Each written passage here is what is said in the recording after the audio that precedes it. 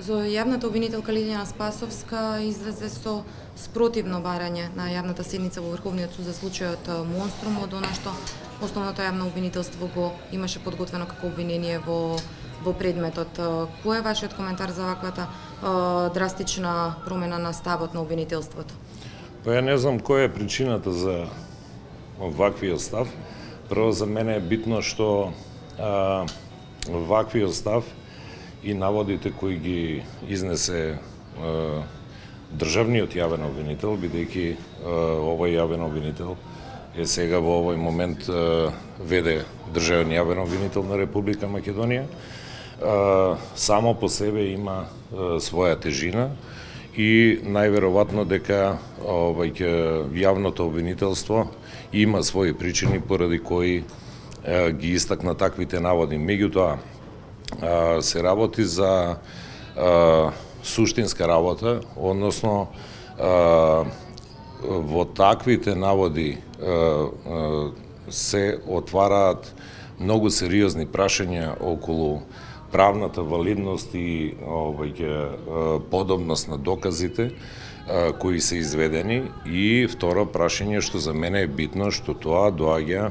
и се поставува како прашање токму од јавното обвинителство кое врз основа на тие докази го поднело обвинителниот акт и сметало дека врз основа на тие докази е правно издржан и основан обвинителниот акт, односно обвинението кое е поднесено према тие лица. Ја не би сакал да шпекулирам, веќе во мојата изјава кажав дека не сакам да верувам дека сето ова има некаква политичка димензија, бидејќи сметам дека ни една од политичките елити верувам во тоа дека нема интерес да ова го употребува за некои собствени интереси, затоа што, повторувам, нема човек поаѓајќи од мене во Република Македонија што не сака да се дознае дефинитивно правната развршница, но без било какви дилеми правни и шпекулации во јавноста. Но за мене е повторно дискутабилно што сега во оваа фаза, значи во трет степен, се доведува во прашање, значи подобноста на доказите и истите се доведуваат во конотација со наводно нелегално прислушкувани телефонски разговори, и во таа смисла сметам дека е крајно време да и специјалното јавно обвинителство и државното јавно обвинителство заземат единствен став и конечно да отворат истрага, односно да ја испитаат во тој дел значи состојбата по однос на прислушкуваните телефонски разговори, бидејќи сметам дека ако тоа не се направи, шпекулациите во јавноста и разните дилеми кои во јавноста се појавија во врска со овој трагичен настан ќе останат и понатаму. Вие во што истрагата ги сослушувавте и сведоците, заштетениот сведок, еден од обвинетите кој што сега претходно беше сведок, може ли да се каже дека има сомнеш на сето тоа?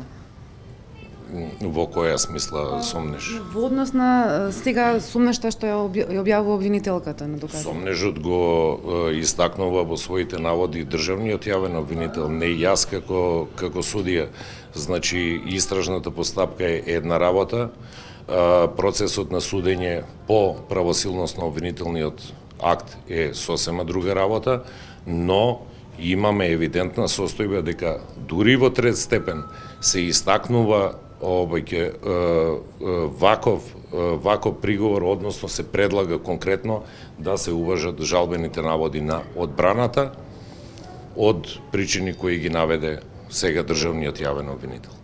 Тогаш беше поинаков начинот на водење на постапката. Колку може тука да имало некои влијанија, бидејќи МВР ги прибираше доказите, не беше обвинителството да ја води постапката и тоа да дава насоки на Може ли да осуетите?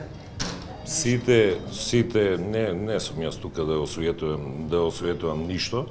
Меѓутоа, сите докази кои се доставени во истражниот одел за организиран криминал и корупција сите докази се предочени и на обвинетите и на нивните бранители.